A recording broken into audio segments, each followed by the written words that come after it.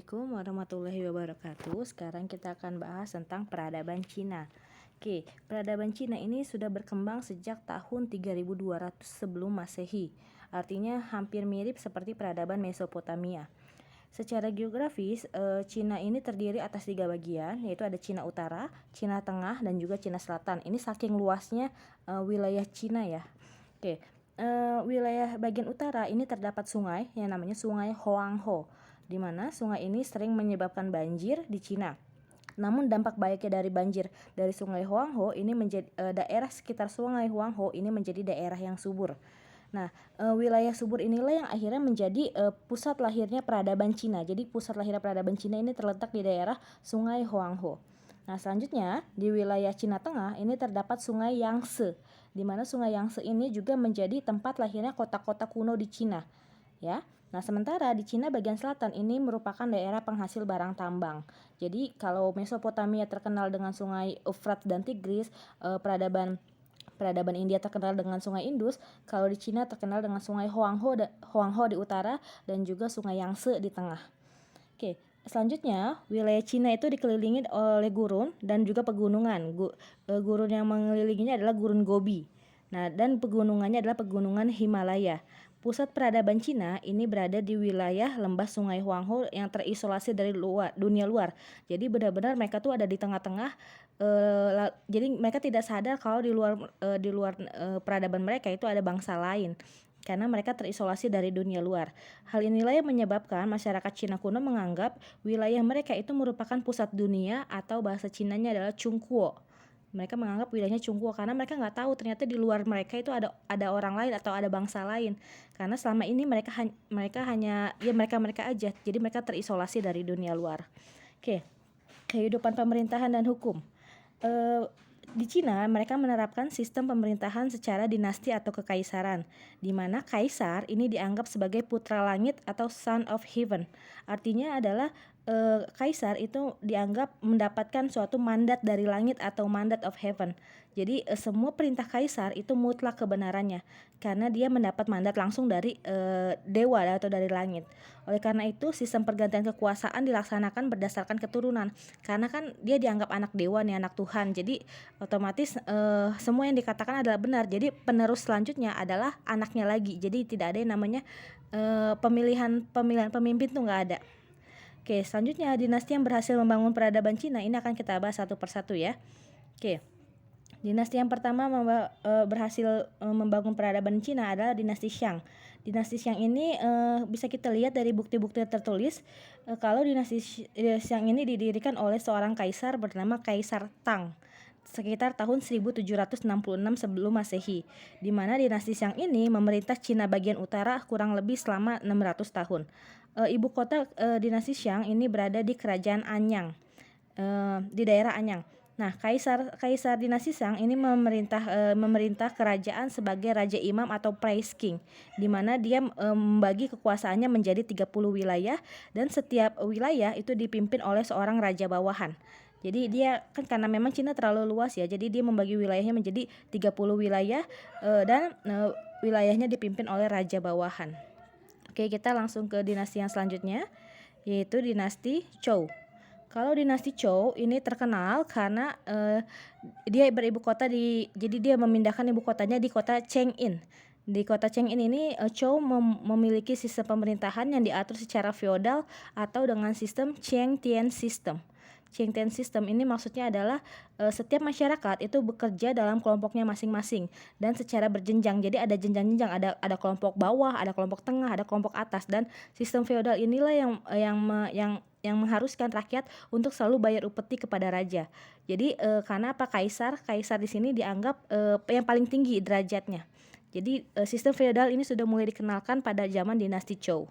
Selanjutnya kita ke dinasti Qin. Oke, dinasti Qin atau kalau kalian baca ada dinasti Xin, itu sama aja ya. Oke, dinasti Qin ini yang pendirinya bernama Qin Shi Huangdi. Qin Shi Huangdi, di mana atau orang nyebutnya juga Shi Huangdi. Oke, dinasti Qin ini kenapa bisa terkenal? Karena Kaisar Shi Huangdi itu melakukan pembangunan tembok besar Cina yang sekarang menjadi salah satu tembok yang paling besar ya. di mana pembangunan tembok besar Cina atau tembok raksasa Cina ini digunakan untuk menahan serangan suku bangsa yang barbar dari bangsa Mongol. Jadi kan Ibu bilang tadi ya, Cina itu berada di tengah-tengah. Lalu selanjutnya di luar Cina itu ada suku-suku bangsa lain yang dianggap barbar. Nah, oleh karena itu supaya suku bangsa barbar itu nggak datang ke Cina, maka dibangunlah tembok supaya mereka nggak bisa datang ke Cina. Nah, suku barbar yang dimaksud adalah bangsa Mongol.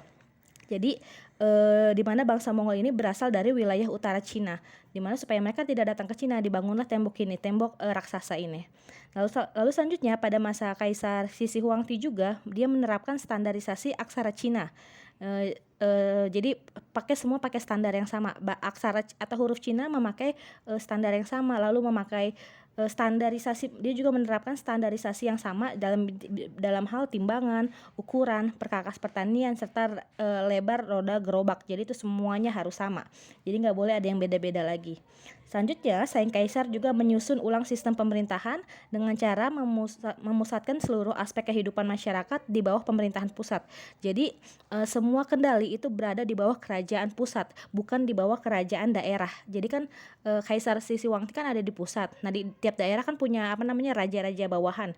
Nah, raja bawahan itu nggak boleh ngambil kebijakan apapun. Kebijakan semuanya harus diambil dari pusat. Selanjutnya, Sisi Huangti juga menghapus sistem bangsawan. Jadi nggak ada lagi namanya sistem bangsawan atau raja bawahan, di mana Sisi Huangti itu harus mengirim semua pejabat negara untuk mengelola wilayah kerajaan. Jadi yang menjabat di daerah itu adalah pejabat negara yang ditunjuk oleh kaisar, bukan bangsawan yang memang nggak punya keturunan apa-apa atau nggak punya sumbangsi apa-apa. Jadi raja daerah nggak bisa kayak gitu. Oke, selanjutnya kita ke dinasti Han. Oke, dinasti Han ini dibangun oleh seorang petani bernama Liu Bang. Kenapa petani ini bisa menjadi seorang kaisar? Ya, hal ini karena dia melakukan pemberontakan hingga akhirnya diangkat dan banyak masyarakat yang membantu dia hingga akhirnya dia diangkat menjadi raja. Oke, pada masa Liu Bang ini sistem administrasi kerajaan ini diubah lagi oleh Liu Bang, dipimpin oleh pejabat yang berpendidikan tinggi. Jadi dia nggak mau yang menjabat itu cuma karena sistem keturunan, artinya anak raja tapi nggak bisa ngapa-ngapain, tapi nggak pintar, masa bisa jadi administrasi pemerintah atau bisa jadi abdi negara. Nah, jadi menurut dia semua orang yang mau bekerja itu harus atau menjadi pejabat negara itu haruslah orang-orang yang berpendidikan tinggi. Oleh karena itu, pada masa dinasti Han, rakyat diberi kesempatan untuk menjadi pegawai atau pejabat kerajaan. Karena selama ini dinasti-dinasti sebelumnya yang menjadi pejabat kerajaan itu adalah keturunan terus. Jadi orang biasa nggak pernah bisa mengangkat derajat keluarganya. Nah, pada masa Liu Bang, semua orang berhak untuk menjadi pegawai ataupun pejabat kerajaan dengan syarat pegawai kerajaan ini adalah mereka yang sudah lulus ujian Konfusianisme. Nanti kita bahas apa itu Konfusianisme ya. Dan mereka yang sudah lulus ajaran Konfusianisme itu akhirnya menjadi pegawai kerajaan yang disebut dengan kaum gentry atau kaum gentry. Nah, selanjutnya setelah dinasti Han runtuh, Cina akhirnya terbagi menjadi 3 kerajaan. Ada kerajaan Wei di Cina Utara, kerajaan Shu di Cina Barat, dan kerajaan Wu di Cina Selatan. Di mana ketiga kerajaan ini saling berebut dan saling berperang hingga akhirnya zaman ini disebut dengan zaman 3 kerajaan. Oke, selanjutnya zaman dinasti Sui dan dinasti Tang.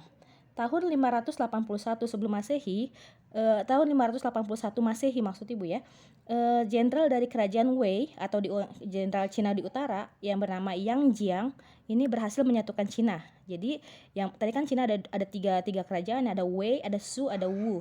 Dan raja Yang Jiang, Kaisar Yang Jiang dari kerajaan Wei itu berhasil menyatukan Cina.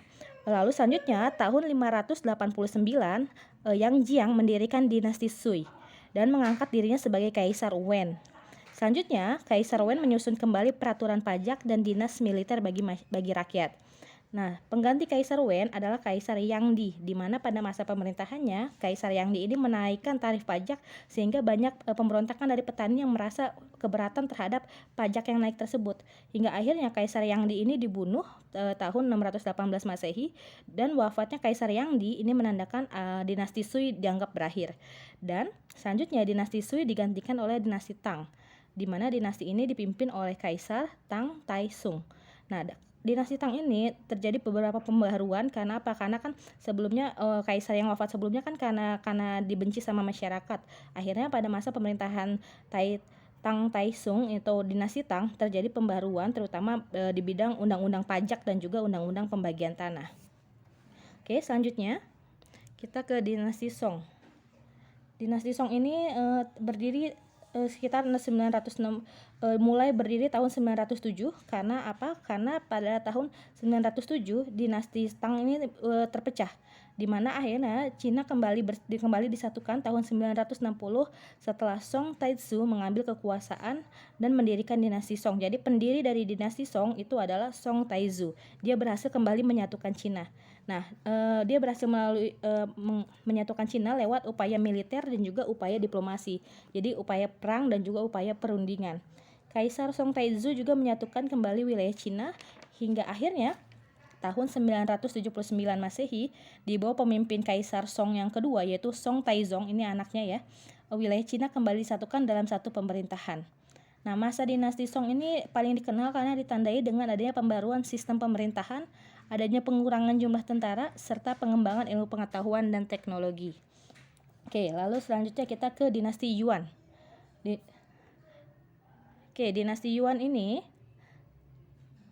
Dinasti Yuan merupakan dinasti asing pertama yang berhasil menguasai Cina. Asing di sini maksudnya apa? Karena dia berasal dari luar Cina. Yaitu siapa? Yang mendirikannya adalah bangsa Mongol. Ingat ya, Mongol yang kemarin berusaha dihalangi oleh Kaisar Shi Huangdi dengan membangun tembok raksasa, akhirnya berhasil juga menguasai Cina. Jadi dia bukan orang Cina ya, tapi dia orang Mongol. Siapa yang memimpin dinasti Yuan ini? Dinasti Yuan dipimpin oleh Kubilai Khan. Kubilai Khan ini adalah seorang cucu dari pasukan Mongol yang terkenal bengis, namanya Genghis Khan. Jadi Genghis Khan itu seorang bisa dibilang pemimpin perang, pasukan perang yang sangat bisa dibilang dia kemana aja menang terus. Jadi cucunya pun bisa dibilang bagus lah dalam berperang, yaitu Kubilai Khan. Ini adalah cucu dari Genghis Khan. Kubilai Khan ini berhasil memimpin dinasti Yuan dengan cara menaklukkan wilayah sekitar, karena memang pekerjaan dia adalah menaklukkan wilayah-wilayah. Hingga akhirnya dia berhasil menaklukkan Cina dan menjadikan Cina sebagai wilayah kekuasaannya. Saking memang kemampuannya adalah memperluas wilayah, dinasti Yuan juga pernah melakukan ekspansi sampai ke Indonesia, tepatnya di Kerajaan Singosari. Kita sudah bahas di sejarah Indonesia itu sudah ada ibu bahas di mana Singosari ini pernah melakukan kontak dengan Kubilai Khan karena adanya perebutan wilayah, khususnya karena adanya politik Cakrawala Mandala. Nanti kalian bisa nanti nonton videonya di sana ya. Selanjutnya kita ke dinasti Ming. Dinasti Ming ini bisa dibilang dimulai ketika Kaisar Kubilai Khan wafat. Jadi ketika Kaisar Kubilai Khan meninggal tahun 1294 terjadi kemunduran. Karena apa? Karena terjadi beberapa pemberontakan yang dipimpin oleh Zhu Yuanhuang, di mana Zhu Yuanhuang ini akhirnya mendirikan dinasti Ming dan mengangkat dirinya sebagai Kaisar Hongwu tahun 1328. Kaisar penerus Hongwu akhirnya melakukan pembaruan di berbagai bidang pemerintahan dengan membangun balai istana dan juga kuil-kuil megah di kompleks kota terlarang atau Forbidden City di Beijing. Adapun sampai saat ini kota terlarang dianggap sebagai kediaman kaisar dan keluarga kerajaan. Sehingga kenapa disebut kota terlarang? Karena rakyat jelata itu dilarang memasuki wilayah tersebut. Sampai saat ini kalian bisa melihat kota terlarang itu atau Forbidden City itu masih ada di sana ya. Selanjutnya kita ke dinasti terakhir, yaitu dinasti Qing. Dinasti Qing ini didirikan oleh bangsa Manchuria dan merupakan dinasti terakhir Cina, karena setelah ini Cina memasuki masa modern dan tidak ada lagi namanya sistem kekaisaran. Jadi nanti Cina mulai masuk ke sistem republik. Makanya ini disebut sebagai dinasti terakhir di Cina. Kenapa Cina akhirnya merubah sistem? Karena dia sudah terkena modernisasi ya, sudah mulai masuk pengaruh-pengaruh asing. Kaisar pertama dinasti Cina, dinasti Qing ini adalah Sunzi, di mana pada masa pemerintahannya dinasti Qing ini rakyat Cinanya tuh termasuk relatif makmur karena aktivitas perdagangan sudah mulai melebar, bukan cuma di sekitar tapi mereka sudah mulai melakukan perdagangan dengan Eropa. Dengan melakukan perdagangan dengan Eropa, maka terbukalah pintu globalisasi buat peradaban Cina ini. Selanjutnya beberapa sumber mengatakan bahwa dinasti Qing ini berhasil melakukan perdagangan dengan Eropa seperti negara Portugis, Inggris dan juga Belanda. Di mana akhirnya Cina berhasil membangun pelabuhan dagang, di mana salah satu pelabuhan dagangnya itu dibangun pada masa dinasti Qing yang disebut dengan pelabuhan dagang Guangzhou.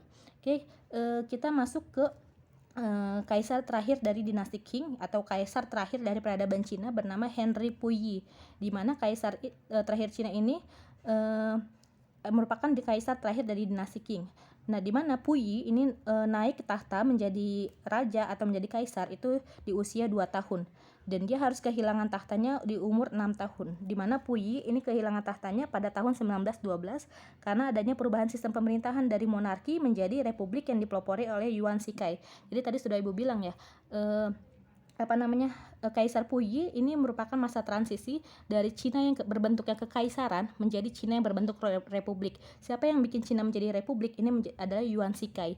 Jadi tidak ada lagi namanya kekaisaran Cina, yang ada adalah Republik Cina. Oke. Selanjutnya Kaisar Puyi karena sistem kerajaan tidak lagi diakui di Cina, akhirnya dia turun tahta dan hidup di pengasingan, yaitu tinggal di antara Uni Soviet dan Cina. Selanjutnya Kaisar Puyi pun akhirnya ya hidupnya awalnya memang dia dianggap kaisar, tapi karena dia cuma memerintah selama 6 tahun, selanjutnya dia hidup biasa seperti rakyat biasa. Oke, selanjutnya kita masuk ke pengaruh peradaban Cina.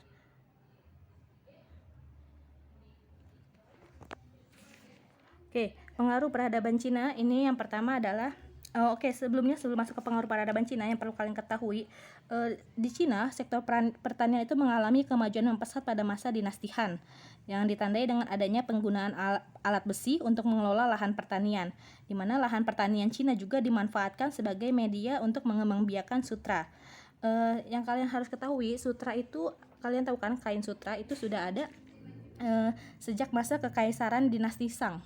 Jadi pada masa dinasti Shang itu ada nama kaisar namanya Kaisar Kuning, di mana Kaisar Kuning ini bernama Huangdi, di mana Huangdi ini memiliki istri bernama Xilingji.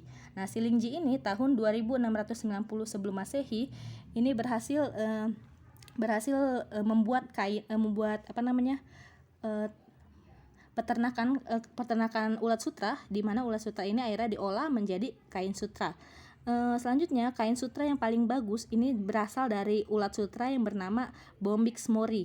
Jadi Bombyx mori ini kenapa bisa dibilang menghasilkan kain sutra kualitas bagus, karena habitatnya ini adalah di pohon murbei. Jadi kebiasaan dia adalah untuk makan makanan dari murbei, makanya menghasilkan kain sutra yang bagus. Nah, pembuatan sutra ini dirahasiakan selama kurang lebih 3000 tahun. Oke, Selanjutnya, masyarakat Cina juga dikenal selain menghasilkan sutra, juga dikenal karena mereka dikenal sebagai pengrajin logam, keramik, dan juga tadi kain sutra yang berkualitas. Selain itu juga Cina juga dikenal karena mereka memiliki perdagangan yang maju. Hal ini ditunjukkan dengan adanya mata uang yang sudah digunakan sejak masa dinasti Zhou. Jadi karena tadi mereka sudah bisa mengelola logam, maka dari logam itu mereka sudah bisa menghasilkan yang namanya mata uang atau membuat yang namanya uang mereka sendiri. Peradaban Cina juga sudah mengembangkan tulisan, di mana tulisan bangsa Cina ini pertama kali dibuat pada zaman dinasti Shang dan dibuat dengan bentuk tulisan bergambar yang mewakili sebuah kata. Jadi sebelumnya mereka bikin gambar dulu. Nah, gambar itu artinya kata. Jadi misalnya mau menulis apel, mereka tinggal gambar apel. Nah, inilah tulisan ini yang disebut dengan nama piktograf. Oke, selanjutnya pada masa dinasti Qin, tulisan tersebut akhirnya distandarisasi, jadi biar sama semua. Kalau huruf A itu kayak gini, huruf B kayak gini, sehingga akhirnya berkembang menjadi huruf Mandarin yang kita kenal dengan aksara Hanzi. Ini aksara Hanzi kayak gini ya. Nah, selanjutnya pada bidang kepercayaan, awalnya bangsa Cina ini menganut yang namanya sistem kepercayaan politisme, di mana sistem kepercayaan politisme ini berkembang pada masa dinasti Zhou. Nah, selanjutnya pada masa dinasti Zhou, akhirnya muncul yang namanya banyak filsuf. Makanya Cina terkenal sebagai negeri lahirnya 1000 filsuf, saking banyaknya filsuf-filsuf yang lahir di Cina. Filsuf itu apa? Filsuf itu seorang pemikir. Oke, pada masa dinasti Zhou ini muncul banyak filsuf yang mengembangkan aliran kepercayaan bagi masyarakat Cina, di mana filsuf tersebut seperti ada Lao Tzu, ada Confucius, ada Mao Tse, dan lain sebagainya. Filsuf-filsuf ini mengembangkan ajaran tentang cinta kasih dalam kehidupan. Di sini ada beberapa yang terkenal. Kalau Lao Tzu, dia mengembangkan ajaran yang disebut dengan Taoisme atau agama Tao. Sedangkan kalau Konghucu ini terkenal karena dia menyebarkan agama Konghucu, ya, yang lahir agama Konghucu atau Konfusianisme.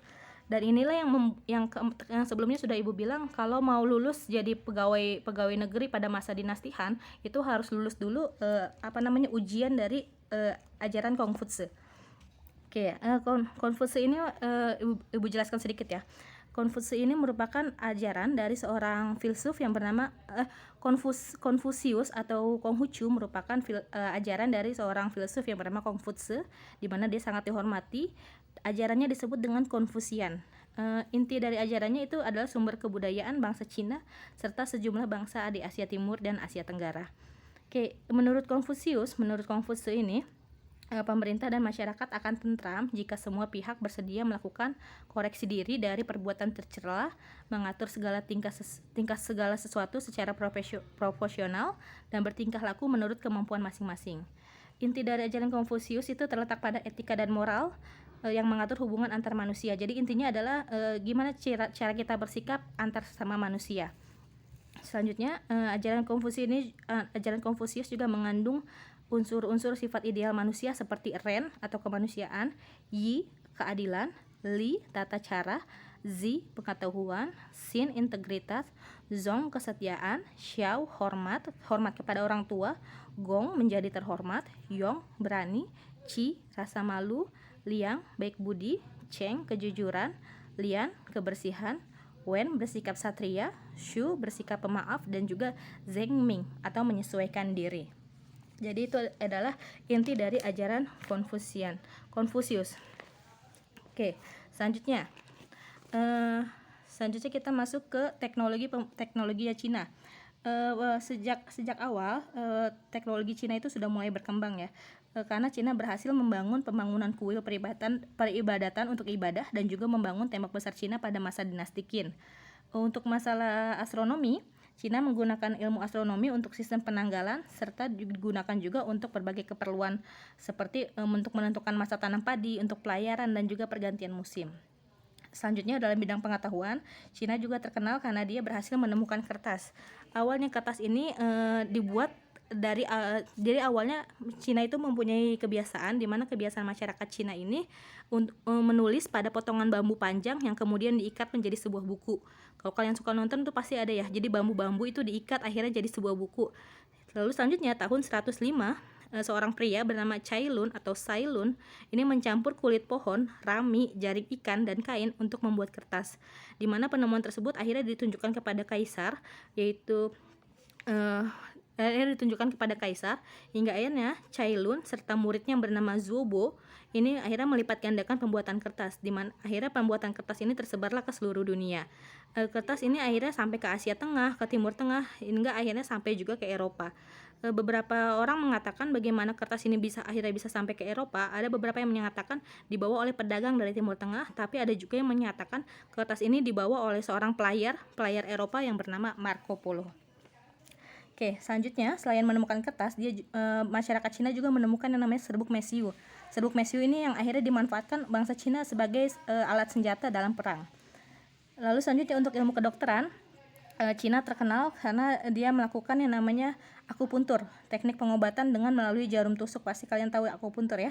Jadi bangsa Cina lah yang pertama kali mengembangkan teknik tersebut. Dalam bidang obat-obatan, hingga kini pengobatan Cina itu banyak menggunakan pengobatan herbal. Nah, pengobatan herbal ini sampai terkenal ke seluruh dunia. Kalau dalam bidang matematika, bangsa Cina ini membuat yang namanya alat hitung yang dinamakan Suipoa atau kita sebut dengan nama Sempoa. Dengan alat tersebut akhirnya Cina mampu melakukan perhitungan dengan cepat dan akurat. Itu adalah beberapa peninggalan dari peradaban Cina. Sampai sini, wassalamualaikum warahmatullahi wabarakatuh.